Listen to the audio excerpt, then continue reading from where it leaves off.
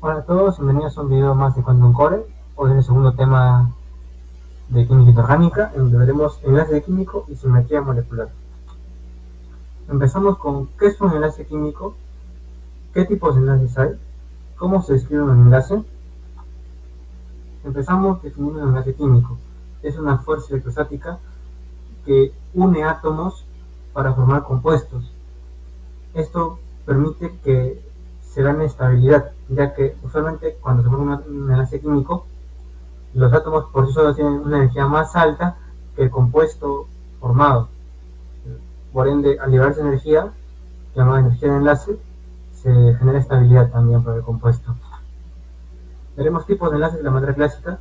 Tenemos el enlace iónico, que es la transferencia de electrones entre especies para formar un compuesto. Cada especie queda con una carga por sí misma. Por ejemplo, en este ejemplo vemos al amoníaco, que ataca el hidrógeno, y el cloruro se da con los electrones del cloruro de hidrógeno y queda cloruro de amonio.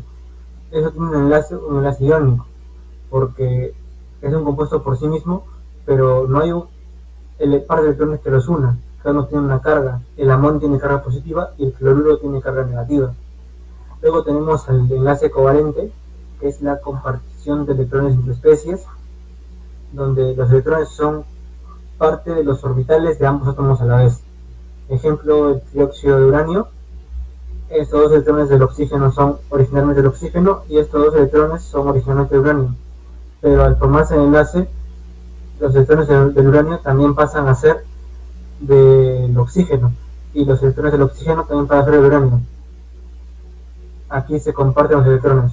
Veo como que es un poco más egoísta, es un poco más solidario. Para empezar a ver teorías de enlace, veremos también conceptos previos, empezando por la estructura de Lewis.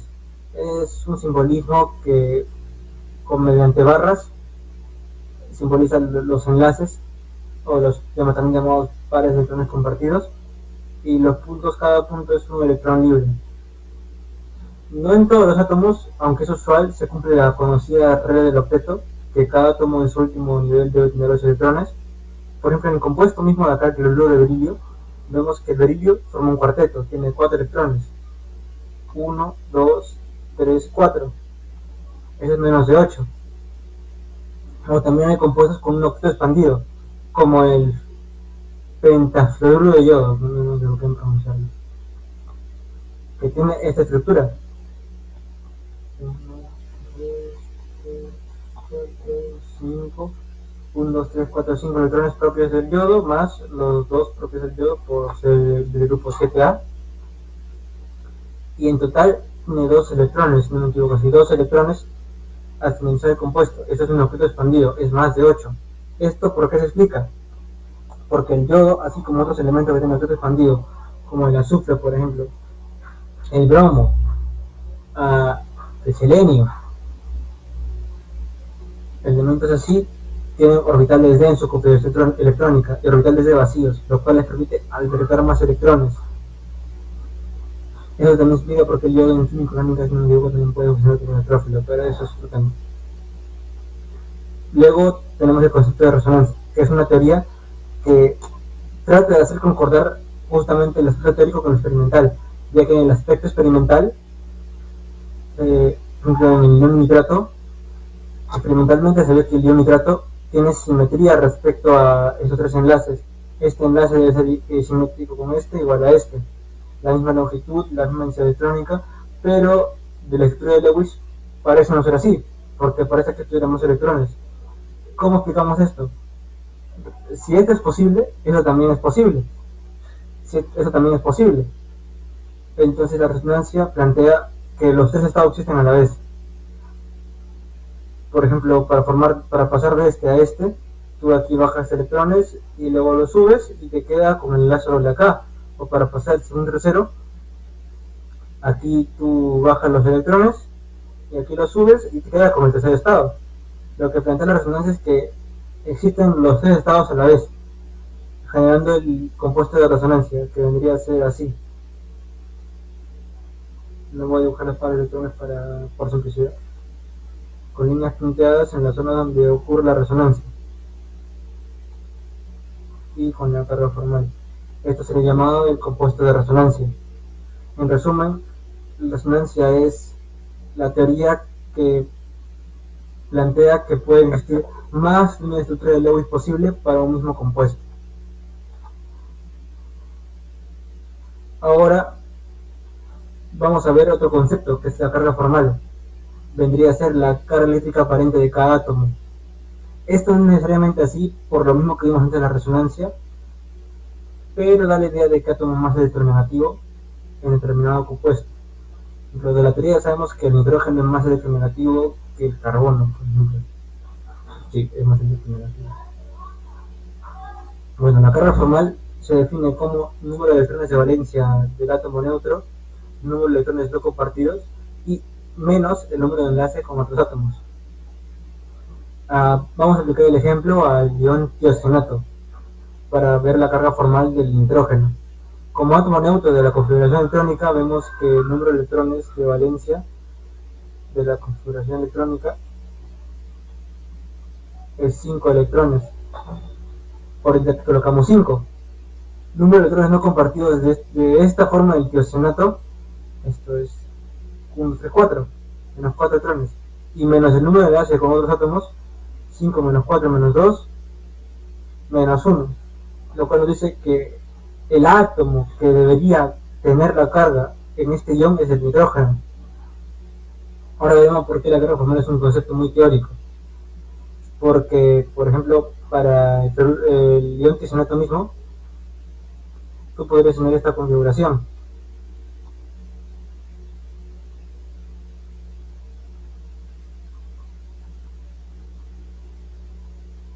Y sigue siendo válida, pero aquí la carga formal del nitrógeno es 0. El que tendría la carga formal menos 1 es el azufre. Esto es un ejemplo de cómo la resonancia puede afectar la carga formal y que demuestra que un átomo no tiene que cargar con toda la carga básicamente de la especie. Pasaremos ahora a ver la teoría de enlace de valencia. Empieza a meter conceptos de mecánica cuántica a los átomos. Empieza a ver los orbitales como soluciones a la ecuación de Schrödinger y plantea que el enlace covalente es tan solo la superposición de orbitales atómicos semillenos. Un orbital puede tener un electrón con otro orbital de otro átomo con otro electrón y estos se combinan para formar, bueno, no forman un orbital, sino solo se traslapan y ambos electrones pasan a formar parte de ambos átomos a la vez. Esto también plantea que debe haber una atracción más que una repulsión, pero el gráfico que vemos acá, por ejemplo, para el hidrógeno, hay una determinada distancia entre átomos para que la energía sea la mínima posible, o sea, el enlace sea óptimo. Entonces, esa energía que hay entre el 0 y el punto más bajo de energía donde ocurre el enlace es la energía de disociación de enlace, la energía necesaria para romper el enlace. En este caso, por ejemplo, para el hidrógeno, sería para romper este enlace que queden los hidrógenos por sí mismos. Vemos el gráfico que sería menos 431 kilojoules por mol. Es un sistema más fisioquímico. Vemos aquí el efecto colectivo. Del solapamiento vemos que existen distintos tipos de orbitales. Por ejemplo, tipos de enlaces. Está el enlace sigma, cuando el solapamiento está en el eje interatómico. ¿Y cómo es esto? Lo que el átomo debería estar acá y el átomo debería estar acá. Este es un orbital P y este es un orbital S. ¿Por qué dicen que el solapamiento está en el eje de los átomos? Porque si tú trazas un eje entre los átomos, el solapamiento es paralelo a este eje. Está en el eje interatómico. Y luego tenemos al enlace pi, que el solapamiento es paralelo al eje internuclear, o al eje de los átomos.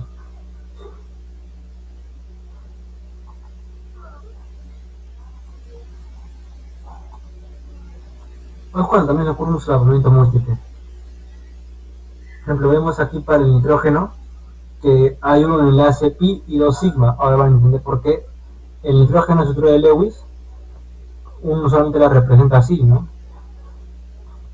Un enlace triple. ¿Por qué un enlace triple? el enlace pi primero de los orbitales pz, estos dos son un enlace pi nomás. Luego el py, aquí hay otro enlace pi. Y luego en el eje internuclear está el enlace sigma.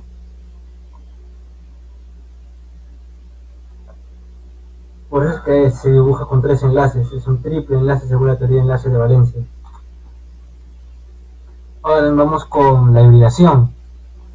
Vemos que la teoría de enlace de valencia no justificaría, por ejemplo, por qué hay una simetría en un tricloruro de berilio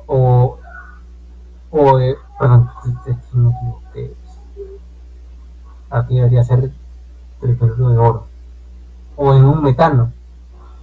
Porque, por ejemplo, aquí en el metano los orbitales p son perpendiculares entre sí.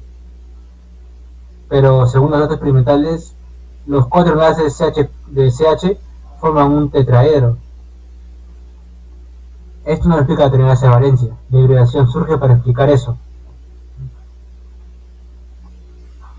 Entonces, esto da la idea de combinación de orbitales atómicos. El átomo mismo combina sus orbitales para formar orbitales con geometría apta para el enlace de determinada molécula. Vemos el ejemplo del metano. El metano tiene 3 orbitales p, mejor dicho, el carbono primero, porque el carbono es el que tiene los orbitales hibridizados. Tiene 3 orbitales p y un orbital s, con 4 electrones de valencia.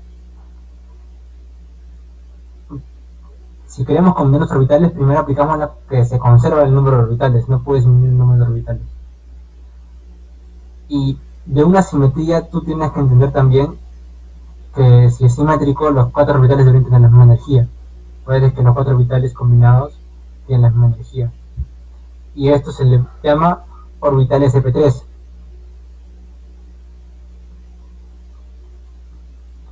Ya que se combinan 3 orbitales p y un orbital s, por eso que es sp3. Y como tienen 4 electrones de valencia, se distribuyen en cada orbital hibridizado. De ahí también se cumple la teoría de valencia que justamente mencionaba que se combinan orbitales semillenos con un electrón.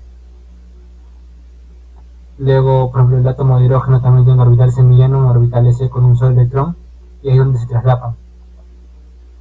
La hibridación solo explica la simetría o la geometría distinta que puede tener un compuesto.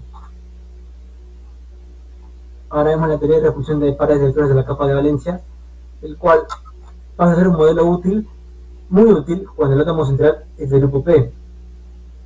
Esto casi solo aplica para eso. Toma en cuenta el número de electrones de valencia del átomo central y es válido para predecir la geometría molecular de determinada molécula. Vamos a aplicar la hibridación aquí también. Esto lo que busca es reducir la energía de tensión porque recordemos que a final de cuentas los enlaces están formados por una nube electrónica y esto se va a repeler con los pares de electrones libres. Lo que busca es disminuir esa tensión de repulsión priorizando en este orden. El paro solitario de electrones se repele más con otro par solitario que un par solitario de electrones con un enlace, y esto se repele más que un par de enlaces. Y con esto tenemos los siguientes casos. Para determinar la geometría molecular, eso es el número. No es número de coordinación. Es el número de zonas de densidad electrónica, el cual está definido por el número de pares libres más el número de átomos unidos. Por ejemplo, para el fluoruro de tionilo, el SOF4, hay 5 átomos unidos, pero no hay electrones libres, por ende aquí es 0, el número de pares libres es 0, y aquí el número de átomos unidos es 5. Por ende tiene 5 zonas de densidad electrónica. Para el, por ejemplo, el cloruro de berilio, del ejemplo anterior, no tiene pares libres y tendría 2 zonas, 2 átomos unidos. Uno con pares libres, por ejemplo, ¿quién podría ser? El mismo pentafluoruro de yodo.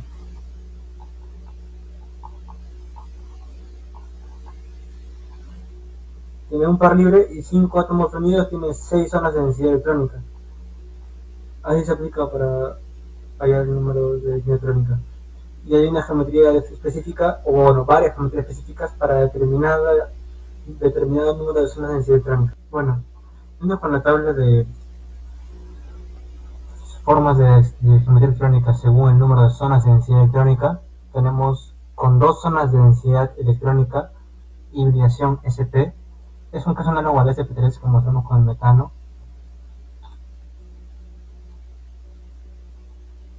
Solo que aquí un orbital S, un orbital P da un orbital sp, análogo. Y con 2 zonas da una geometría lineal, es una geometría lineal. De forma AX2, A siendo el átomo central, X siendo los átomos al costado. Moléculas que cumplen esto, el cloruro de berilio antes mencionado, o el dióxido de carbono.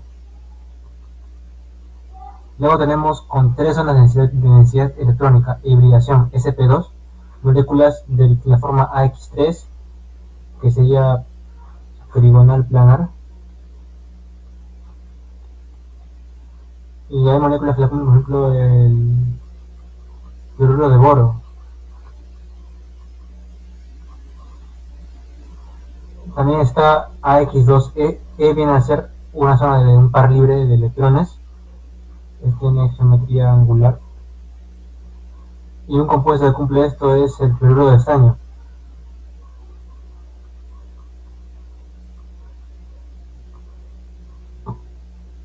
Luego, para 4 zonas de densidad electrónica tenemos hibridación sp3 y un compuesto que tiene una forma AX4, 4 átomos unidos, sería el metano, que tiene geometría tetraédrica. La geometría del metano ya la mostramos antes, pero es un ejemplo de geometría tetraédrica. Esto es piramidal trigonal.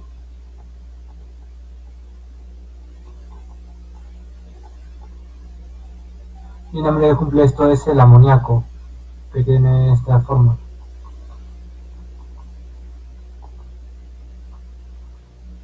Luego también para 4 zonas de electrónica tenemos un AX2, 2 átomos unidos y un E2, 2 pares de electrones libres. Él tiene una geometría también angular, análogo a este caso. ¿Qué molécula cumple esto? El agua.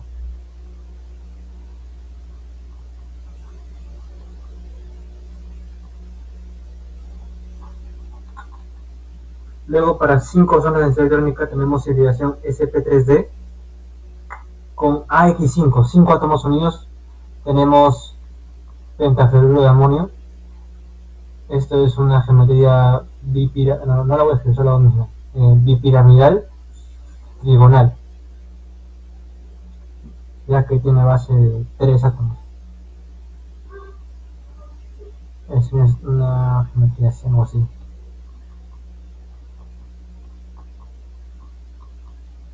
Luego, con 4 átomos unidos y un par de electrones libres, es una geometría disfenoidal, o también comúnmente llamado balancín,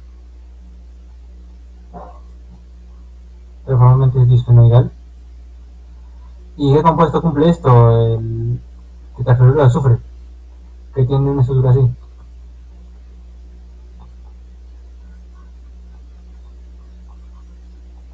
Luego, con 3 átomos unidos y 2 pares de electrones libres, esto tiene forma de T. Ahí ves la T y los 2 pares de electrones libres. Esto lo cumple el trifluoruro de bromo con esta geometría.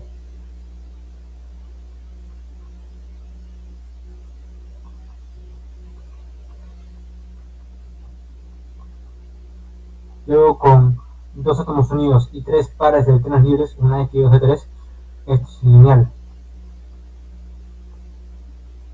Y tenemos para este caso el difluoruro de xenón, que tiene esta geometría. Y tiene sus 3 pares de libres. Cumple porque el cumple de xenón tiene 8 electrones de valencia por ser un gas noble. 1, 2, 3, 4, 5, 6, 7, 8 de valencia. Pero tiene un octeto expandido, repasando ese concepto, porque tiene 2 electrones más que vienen del flúor.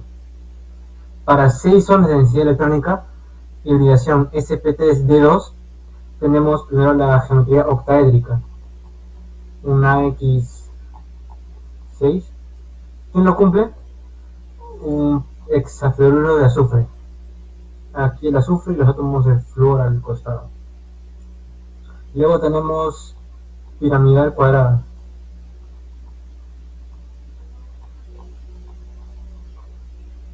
Que lo cumple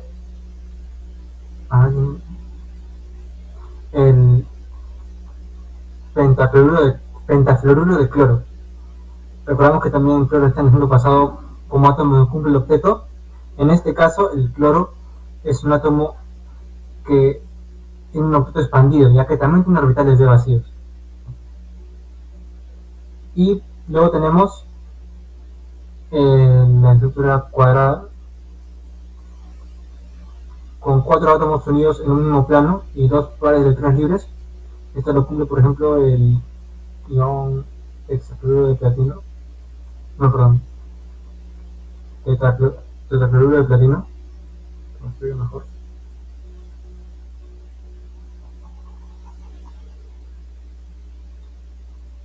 Aquí es L5 y aquí es P. L4, 2, 1. Luego, con 7 zonas de densidad electrónica y hibridación SPT-D3 para AX7, que serían 7 átomos unidos, una bipiramidal pentagonal, 2 pirámides, una arriba otra abajo, con base de 5. Tenemos el heptafluoruro de yodo, que también existe, porque el yodo también puede tener todavía más octetos. Y tenemos con 6 átomos unidos y un par de electrones libres con geometría piramidal pentagonal, ya no bipiramidal como este, sino piramidal pentagonal. Tenemos a esa especie que ahorita no conozco bien su nombre, pero es un ion, el xenón al centro, el oxígeno acá y los 5 fluoros formando la base de la pirámide. Y luego tenemos una geometría todavía más complicada. Esta sí le voy a poner nombre porque no es muy conocida, antiprisma cuadrado, con 8 zonas de densidad electrónica. Puede tener hibridación SP3D4 con algunas combinaciones orbitales F. ¿Qué compuesto de especie, un ejemplo que cumpla con esta geometría? El octafluoruro de xenón cumple con esta geometría. Ahora, este modelo de teoría de representación de enlaces de capa de valencia tiene sus limitaciones, como todo modelo en ciencias, ya que, como mencionamos al inicio, aplica especialmente para el compuesto de grupo P. ¿Por qué? Esto ocurre por el efecto del par estereoquímicamente inerte, que afecta a elementos pesados del grupo P. ¿Por qué? En estos elementos, los electrones sharp de cualquier nivel están tan juntos al núcleo porque el átomo es tan grande, por lo que dejan de actuar como pares libres, pasan a ser es una manera muy vaga de decirlo, pero cuasi estáticos, de tal manera que no influyen a la hora de establecer la geometría molecular, ya que no genera ninguna repulsión y están tan pegados al núcleo. Tenemos ejemplos: el hexafluoruro de selenio o el hexafluoruro de bromo, que debe tener 7 zonas de electrones. Aquí, por ejemplo, debe tener 2 electrones más, pero a esto por la carga menos, por si acaso, pero actúa como si tuviera 6, ya que el par de electrones NS2 del bromo está tan pegado que este par casi no actúa, por ende solo parece que tuviera 6 zonas electrónicas, los 6 átomos unidos de bromo, casi que es una estructura octaédrica.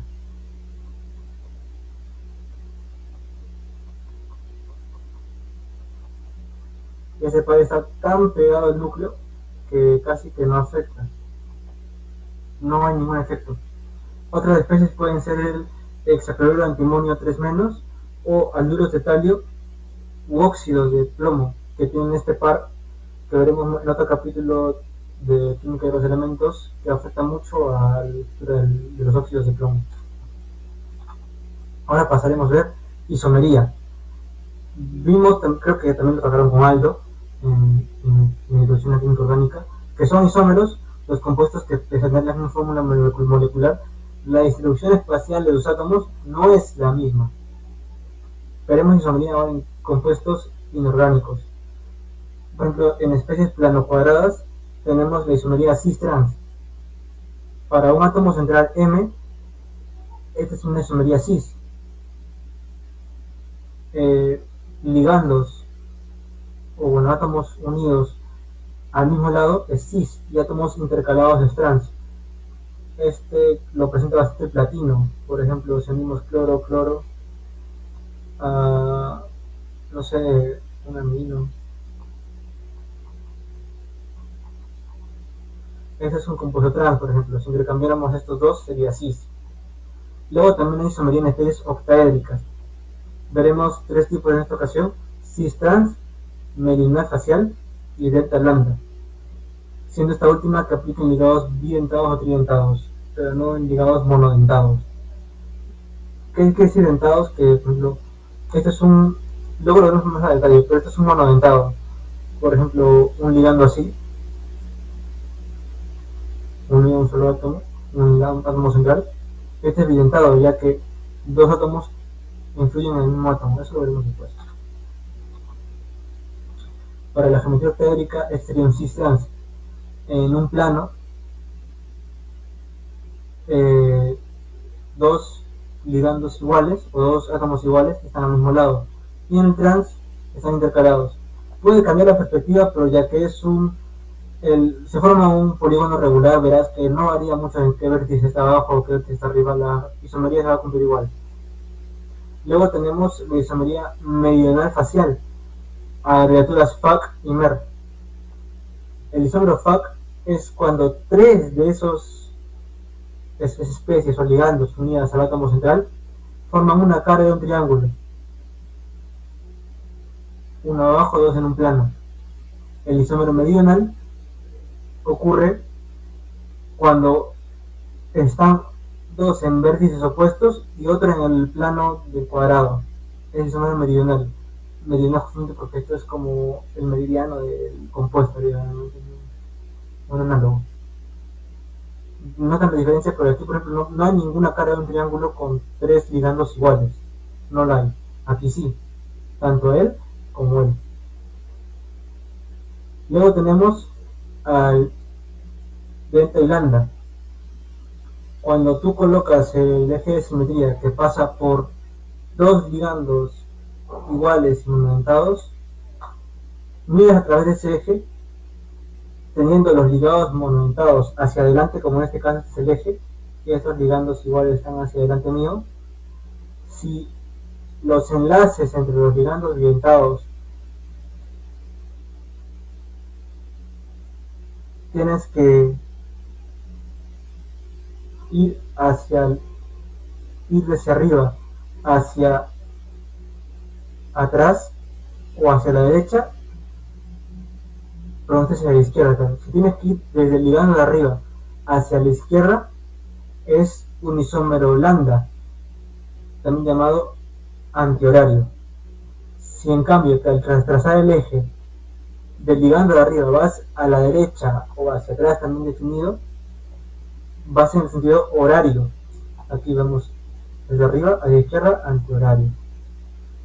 Desde arriba hacia la derecha, horario. Ese es el isómero lambda, isómero delta. Recuerda lo que menciono. Tienes que trazar primero el eje y colocar los dos ligandos que no han intervenido en estereoquímica hacia adelante y partir desde el ligando de arriba. Por último tenemos la isomería bipiramidal trigonal. En compuestos bipiramidales trigonales, cuando hay tres ligandos iguales y otros dos ligandos iguales, hay tres tipos de isómeros. Vemos que todos en un mismo plano, dos en un mismo plano y solo uno en un mismo plano. Son los tres tipos de isómeros en la bipiramidal trigonal. Y también hay Como en química, algo así también como dentro de este compuesto orgánico, en química orgánica.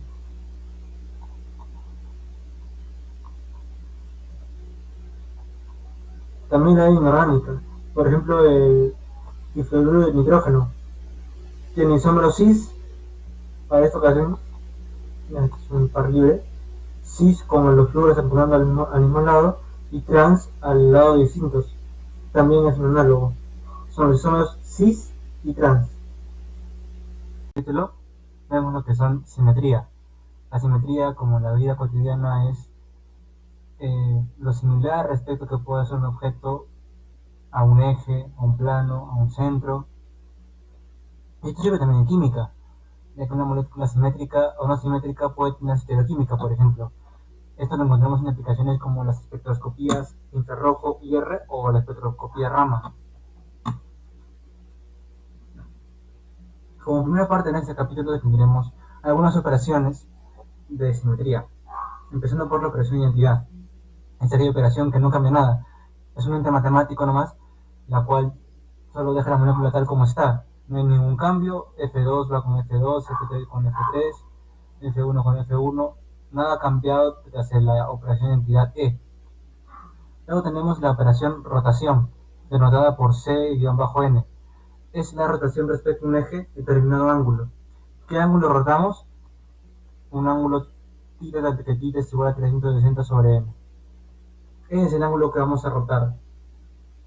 El eje principal de una molécula cuando se menciona es aquel eje que tiene un mayor n. Por ejemplo, el diclorometano, visto desde arriba es así. Y vemos que tiene, si giramos cada 120 grados, la molécula se mantiene. Un cloro 120 grados, el vuelve a un cloro, y así. Por ende hay un eje C3.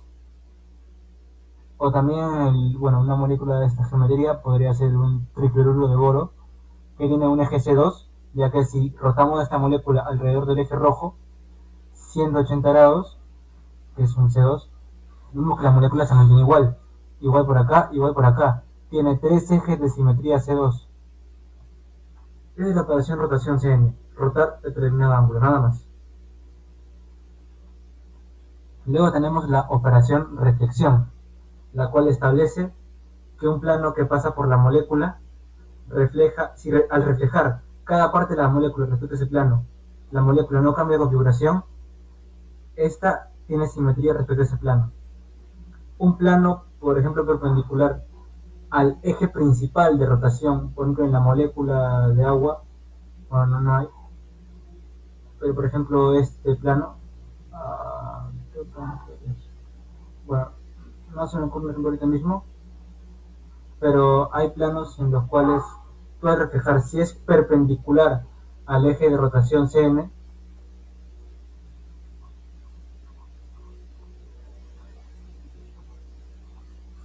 este plano tendrá denotación sigma h.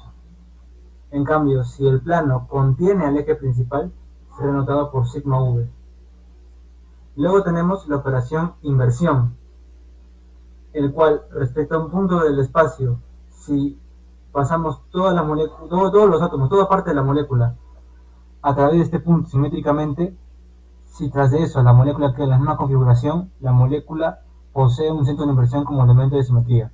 Aquí, por ejemplo, el etano, en la configuración Gauche, si no me equivoco, este sería el centro de inversión, ya que tú pasas un hidrógeno acá, te queda aquí, un hidrógeno acá, te queda aquí, un hidrógeno acá, te queda aquí, y así vemos que tras pasar todos los hidrógenos, la configuración Gauche, si no me equivoco se llama así, sigue igual, no cambia. Es un centro de inversión. Por último tenemos la operación rotación-reflexión. Es la rotación sobre un eje 360 grados sobre n, es básicamente Sn, se define como Cn seguido de una reflexión H. Por,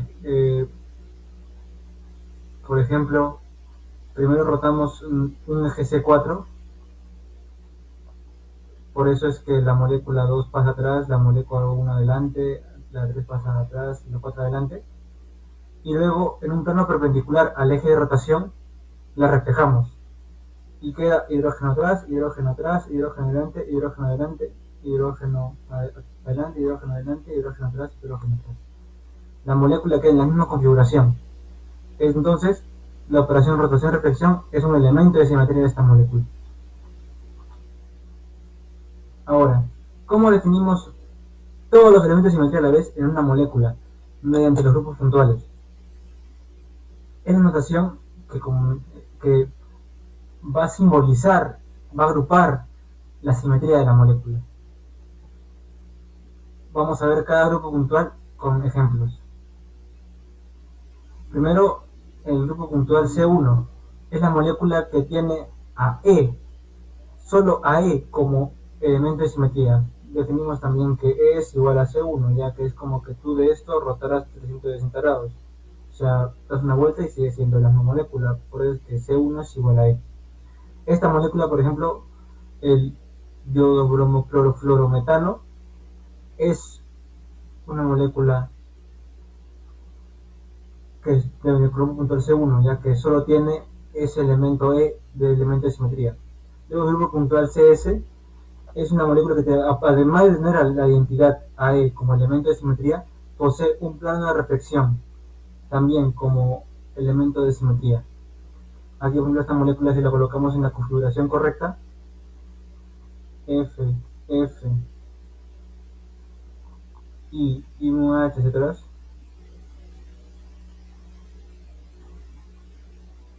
al trazar un plano a través de esto, se refleja toda parte de la molécula, ya que el plano pasa por el yodo y por el hidrógeno. Posee un plano de simetría y el operador de identidad como elemento de simetría. Luego tenemos al grupo puntual CI. Posee el elemento E y un centro de inversión como el elemento de simetría. Es elemento de simetría de toda molécula y I en este caso, por ejemplo, para el 1,2 bromo, 1,2 cloroetano, bromo se reflejan respecto al centro, los cloros se reflejan y los hidrógenos se reflejan. Por ende, posee el centro de inversión como elemento de simetría. Luego, tenemos el grupo puntual CN, el cual posee a E y a un eje principal de orden N como elemento de simetría.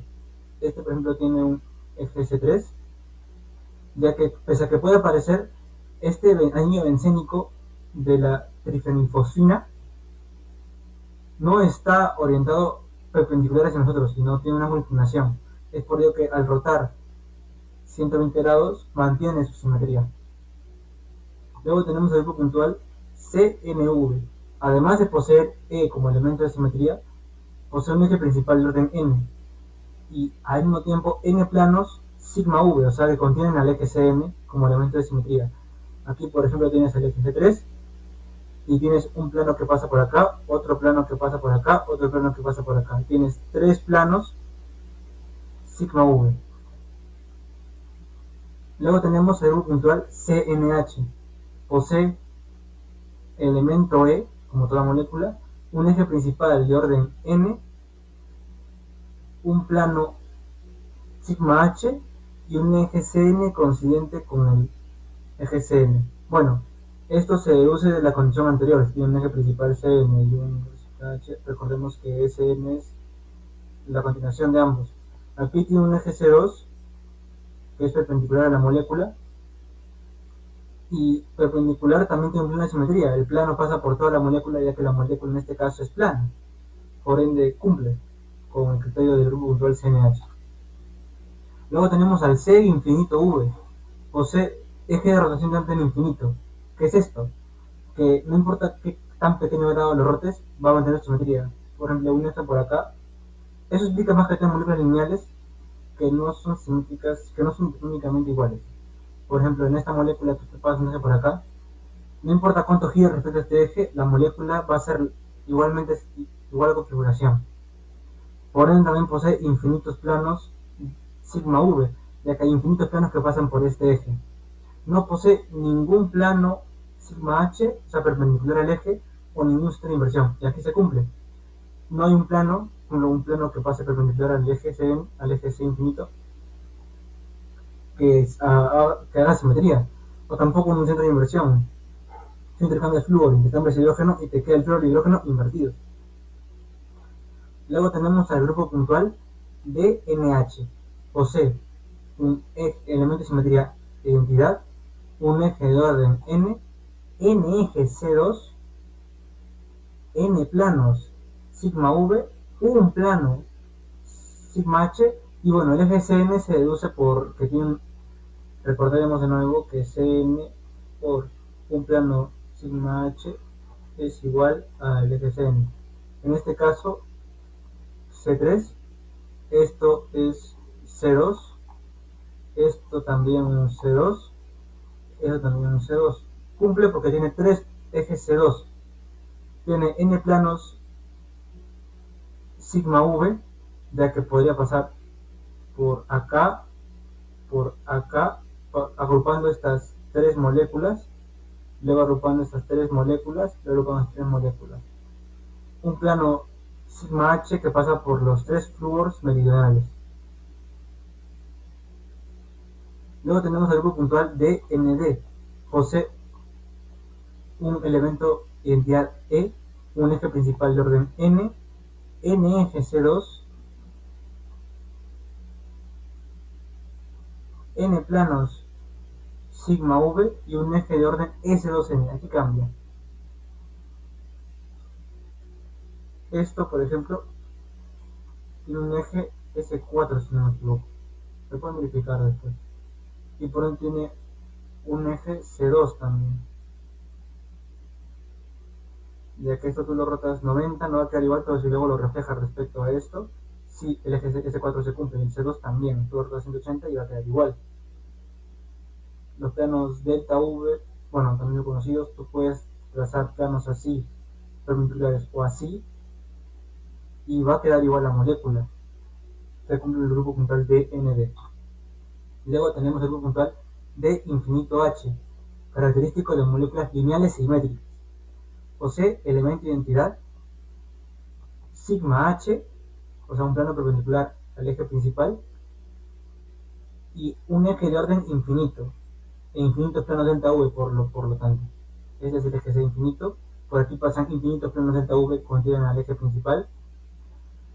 Y este sería el plano delta H. Refleja la molécula. Queda igual. Este es el ion ácida. No. Sí, el ion ácida. Si no me equivoco, lo puedo verificar. Luego tenemos el grupo de N. Posee elemento E, un eje principal Cn y n eje C2. Aquí es difícil más ver el eje, pero el eje va a pasar perpendicularmente al triángulo formado por estos tres. El eje C3. Y en el plano de este triángulo, pero por dentro de la molécula pasa en eje C2. Es el grupo, principal, el grupo puntual de N. Luego tenemos simetría TD, OH o IH. Tetraédrica, octaédrica o icosaédrica. Aquí tenemos como tetraédrico al tetraclorometano, octaédrico el hexacarbonilo de cromo, y esto es un polidruro representante de los icosaédricos. Es más fácil notar estas simetrías, estos grupos puntuales, ya que cumplen con simetrías que son características de geometrías moleculares conocidas que vimos anteriormente. Y por último tenemos la simetría S2N, posee elemento E, eje de rotación Cn y un eje S2N colineal con el eje Cn. Esta molécula cumple con este criterio. Se difiere un poco del DND, es característico. Ahora, ¿cómo hallar sistemáticamente el grupo puntual de una molécula? Pues existen tablas, esta es una, por ejemplo, para dar una vez más, con la cual tú determinas el grupo puntual de una molécula. Una tabla nomás de valores sí o no, tú vas viendo. Por ejemplo, una molécula simple, pero se van a aplicar a moléculas más complejas. Esto es solo para no hacer muy largo el video. El carbono es lineal, pues sí, puede ser una inversión, sí. Entonces tiene grupos de simetría de infinito H. O por ejemplo, para el tricloruro de boro, ¿es lineal? No. Posee dos o más ejes Cn con n mayor a 2. solo posee un eje mayor a 2, que sería el C3 que pasa por acá. El eje de rotación Cn sí posee. Selecciona el Cn con mayor n, o sea el C3, el eje principal. ¿Hay n ejes C2 perpendiculares a Cn? Sí los hay. Uno pasa por acá, otro pasa por acá, otro pasa por acá. ¿Plano de reflexión perpendicular al eje principal? Sí. El plano que engloba toda la molécula es un plano de reflexión. Entonces tiene simetría de n, que en este caso es 3, H. Es la simetría del tricloruro de boro. Bueno, eso sería todo por hoy, chicos. El siguiente capítulo veremos enlace químico y simetría molecular, pero la parte 2. Nos estaremos viendo. Chao. Cuídense, muchachos.